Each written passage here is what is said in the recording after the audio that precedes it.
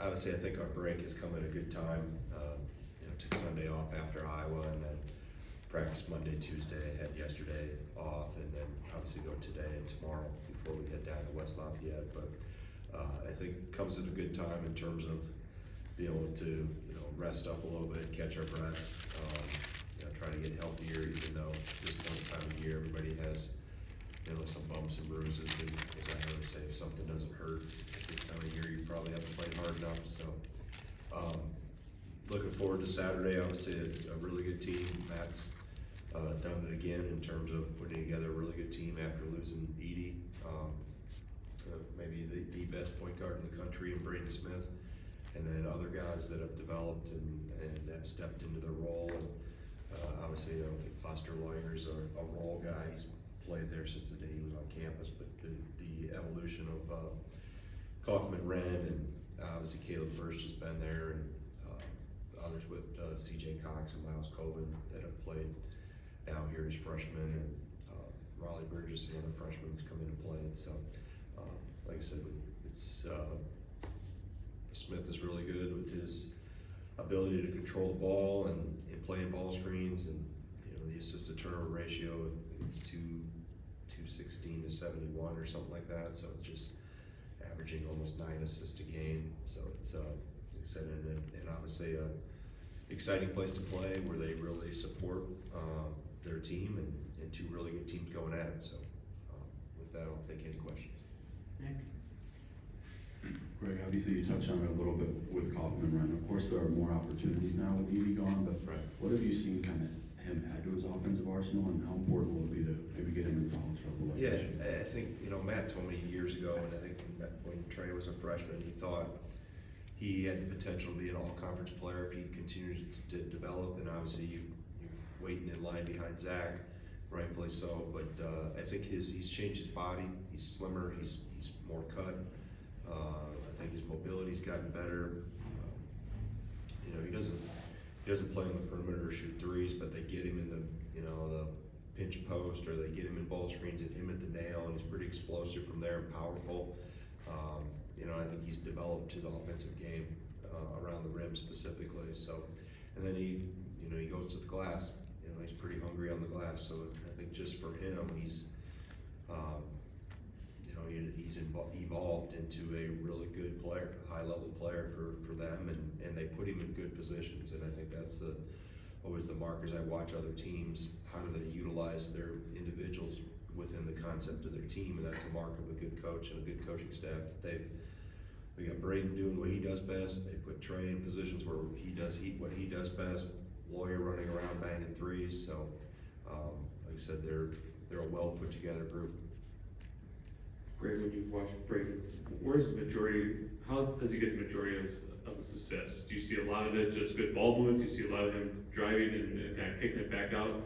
What's kind of the way that he's able to pro defenses to be successful in that way? Yeah, I mean he's puts pressure on you in a variety of ways because he's improved. I mean, he shoots a lot of mid range, but he makes a lot of them. And he's really good along the baseline if he gets there. I think primarily in a lot of middle ball screens, but they move him around, and so it's a little harder to just say, okay, don't let him do it, because they'll play him a little bit off the ball, they'll run him off some actions and free him up, because everybody's trying to guard him, 100 different ways. But primarily he's, in the middle of the floor, in the middle third, playing typically with Kaufman Wren in that, not always, but most of the time, and that's kind of a Stockman-Malone combination, or Stockton-Malone combination, so to speak. So he's just really smart and savvy, and he's competitive as heck. He's a winner. He has an air of confidence about him. Going with Stephen Ball sharing the floor seems to be showing up a little bit more frequently now. I guess what's led to your increased comfort there, and I guess what more do you want that to develop? Yeah, I think it's, in a perfect world, you play them all the time together, but from a fatigue standpoint, and you have to, who's going to be our bigger backup five? So I've got to be cognizant of, not that I don't want Nolan and Steve playing together, but the more I play them together, the more I have to rest them. So just that combination, a lot of it's the feel of a game, you know, if I feel we can, if we're in a good enough position from a fatigue standpoint, neither one of them we're able to manage with timeouts and stoppages and things like that. And then what's happening around that, meaning what's going on with Gilmore, what's going on with Amos, are we in foul trouble somewhere else? So it's never with a script. I start the game with a script, obviously, to get them out there together, but then after that first roll of substitutions, it's a lot on gut feel and what I'm observing and seeing. So, you know, if they're out together, it's usually intentional, and it's usually not based on can I get them there together. It's for last weekend's case, Gilmore got in foul trouble, you know, and then Gilmore fouled out. So sometimes it's dictated by things that it's a cause and effect circumstance where maybe they're together because of something else happened, not because I intentionally planned on having them together, specifically once we get to the, you know, back half of the first half and back half of the second half. Carly, and then Michael. I imagine it's hard to win on the road all season, but what kind of mentality is it going to take from your team to go into Mackey and come away with a top 25 win like this? Yeah, just the same approach we've had. You know, I don't think we don't make a big deal about being at home, or make a big deal about going on the road. Preparation stays the same. We know, you know, it's a great college basketball environment, but it's a great college basketball environment because the team is typically very good. So that makes the environment. You never see a good environment with a bad team. It doesn't work that way. So, you know, that'll be the focus. It's going to be on those guys in white or black or gold or whatever they wear that day, and focusing on that and playing how we know we can play. And if we have some highs, keep going. If we have some lows, there's some bumps in the road, got to keep playing and play through it and be aggressive. And like I said, it's your success or failure is mostly dependent on the guys in the other jerseys, not in those people in the stands yelling and stuff that can't score and they can't play defense. And, so we'll focus on our direct opponent in front of us. With lineups, obviously, you're not going to do anything that doesn't impact winning now, but whether it be small lineups or big lineups, I guess, is there anything do you put any value into prepping something for March where maybe you have to throw a different look at a team or a team throws a different look at you? Well, I think Mike, we've been in a lot of situations where we've had different looks on the floor. I mean, whether it's been, you know, with Gilmore at the 4 and one of those other guys at the 5, or Amos. I've even had Gilmore at the 5 at times. So I've had times at the 4. As we've come through the year, we've done less of that lately just because of Gilmore and Amos's emergence. But I think we have played a lot of different combinations. I've used Janicki at the point, obviously McGee and Blackwell, and have been there as well. But so I think we've seen a lot of different things, and I think we have the flexibility and the versatility within our lineup that if we have to adjust or something specifically is, you know, causing an issue for us, we have the capacity to mix and match and counter what's being done to us. Offensively, you talk a lot about, or sometimes you talk about points per possession. I guess I'm wondering from a defensive standpoint, what's kind of the ideal number you're looking for there that you say, hey, if we get to this number, hey, we got a good chance to, you know, be successful? Yeah, it's typically stayed the same, right around or under 1 point per possession. Obviously, that's the goal. I think, you know, we haven't come up with scientific facts behind it, but I think both those numbers in terms of offense and defense may have increased a little bit as time is, meaning how the game has changed, like with the emphasis more on offense, that maybe you raise both those numbers a little bit. But by and large, our benchmark's 1 point per possession, and you know, so we don't try to. I pay attention. I study the analytics, but I'm not gonna get paralysis by analysis too much with it. The number basically. I think there's only been one game where we have held opponent under a point per possession and not won the game, and that was Michigan here, and that was really related to our offense and our inefficiency than it was what we did defensively.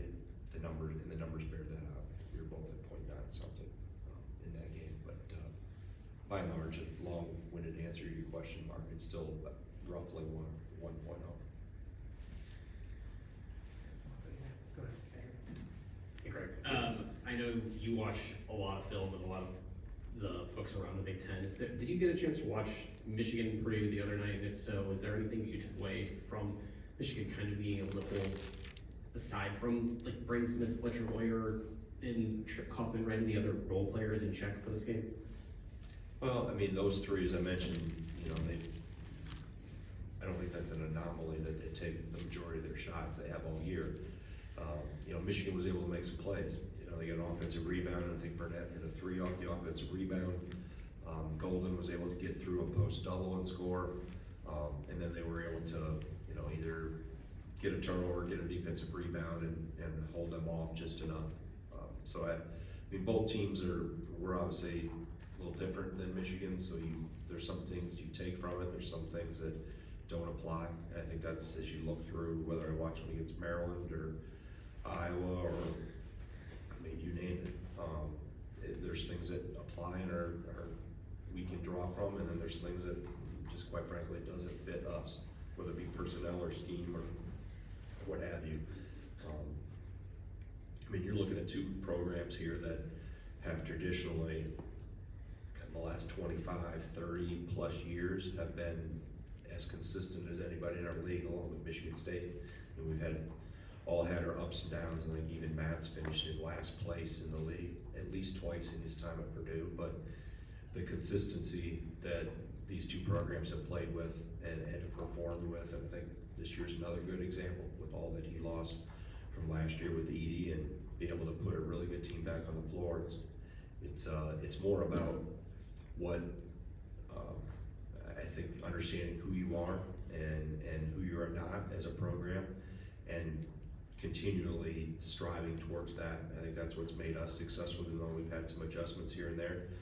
By and large, we're stayed true to who we are traditionally, and Purdue, from Gene to Matt, have been very similar in terms of, you know, they understand what makes them good and what can be successful at Purdue that may not work at school X, Y, or Z, and they stay true to the things that have withstood the test of time.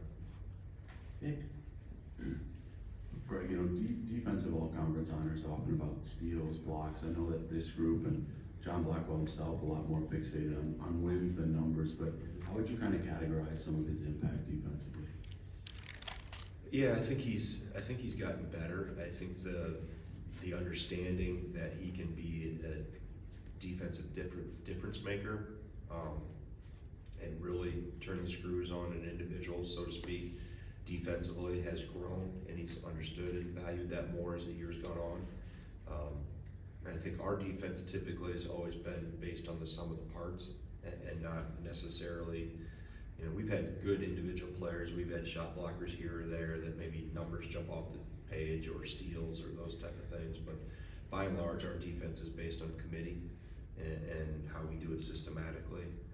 And if you have a really good instinctual defensive player and they find their way in there, then they excel, then those numbers start to jump. But by and large, you know, we defend, we build our defense based as a team defense, and then the individuals that can excel in those areas shine through. And I think John, the biggest thing with John is just, both Johns really, I mean, just looking at personalities, they're very consistent, they're very steady, they don't get too high, they don't get too low, I can't rile them up, I don't really have to pick them up, they're just steady eddies, so to speak, and I think that helps just stay the course.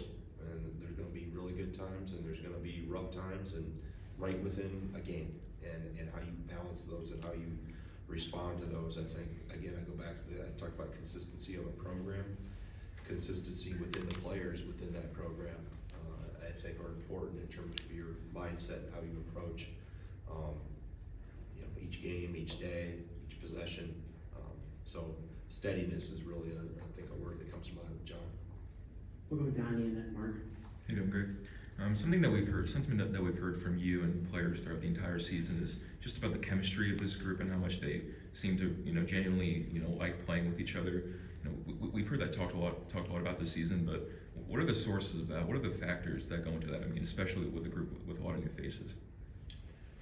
Yeah, I think it really comes back to having and finding the right pieces, and you'll say, okay, you have to find somebody that can score 18 a game or can shoot 38% from three, and that is important, that's a factor of it, but it's also about the type of people that they are and what are their motivating factors, you know, and not that we don't want people that have individual goals, we all have individual goals and they should have, but the willingness to buy in and be consumed with winning first.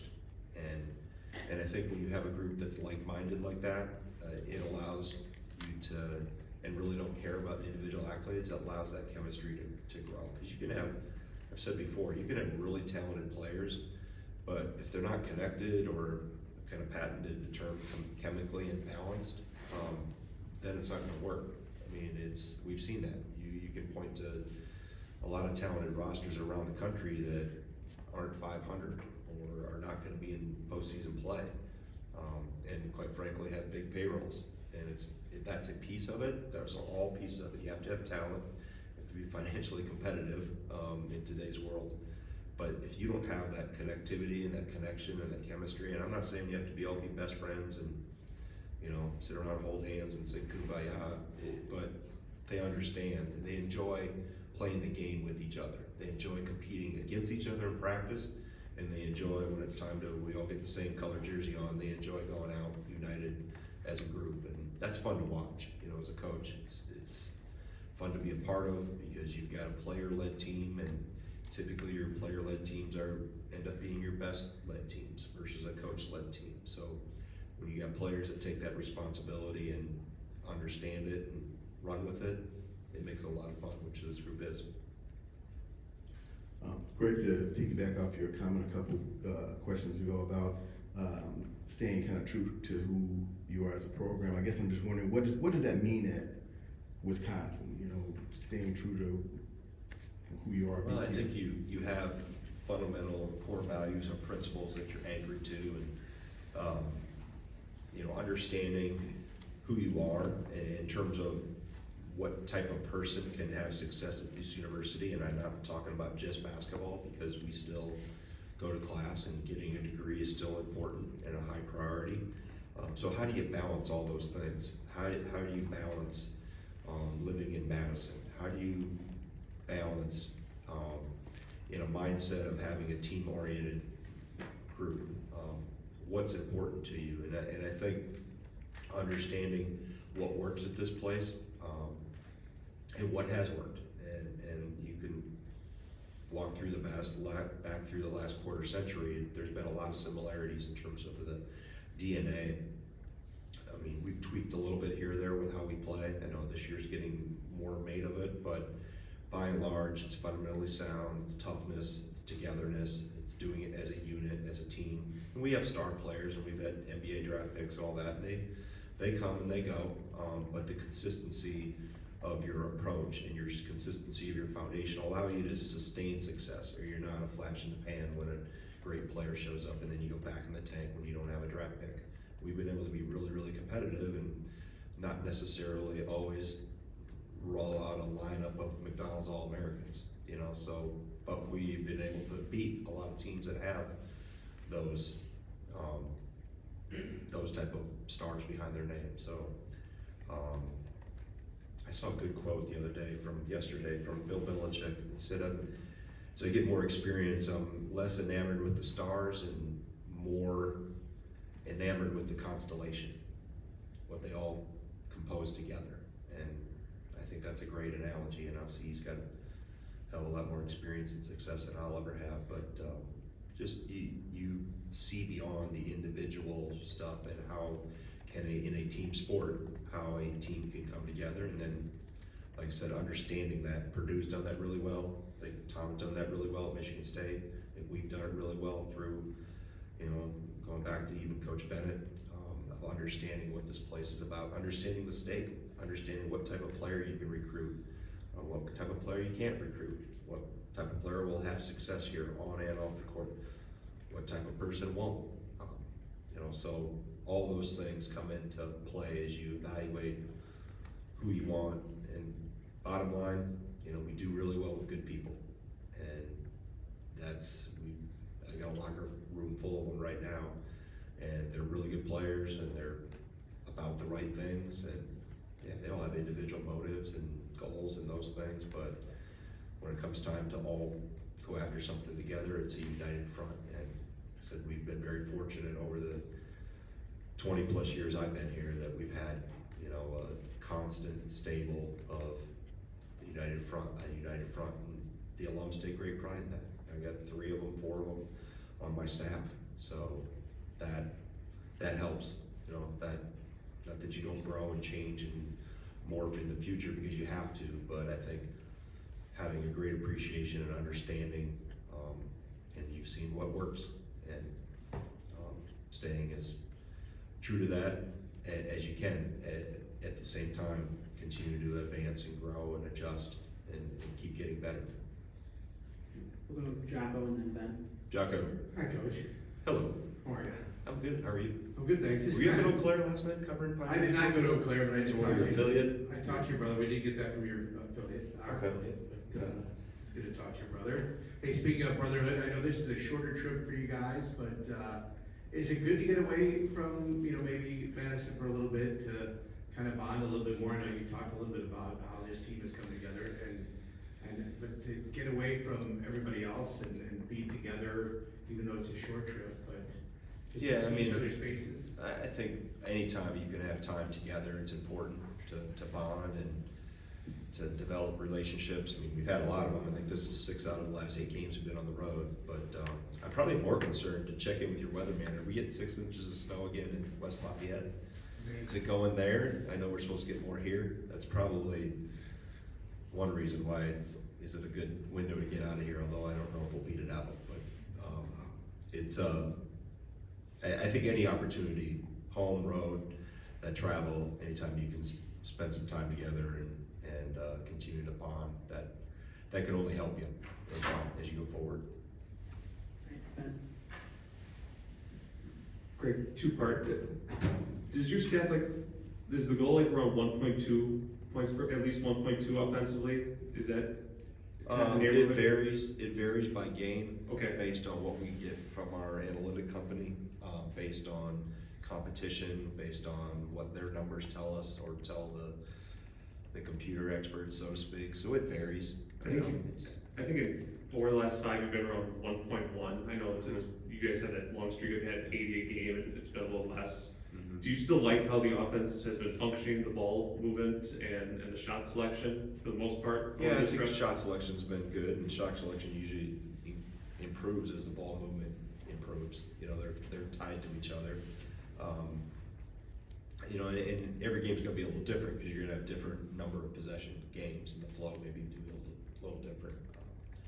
So I think our goal in terms of what we analytically get on paper fluctuates. I mean, I've seen it as high as 1.17 as a goal based on what the opponent's strengths and weaknesses were. I haven't dug into this one yet. I wouldn't say it even if I knew it because it's enemy information. But no, it's like I said, with Mark's question, it's roughly 1.0, and typically when we're above that, which I think, you know, just I've tasked my video guy with, should it be 1.10? Should it be 1.05? Should it be 1.07? You know, is our offensive target move up given how the game has changed? 20-second reset, faster pace, more fouls, and then does that also impact defensively? I haven't got a concrete, factual based evidence answer on that, but yeah, if we could be in that 1.1 range, 1.15, then, you know, unless we're Swiss cheese defensively, we're typically in a good position. All right, thank you, Coach. All good? All right, thank you.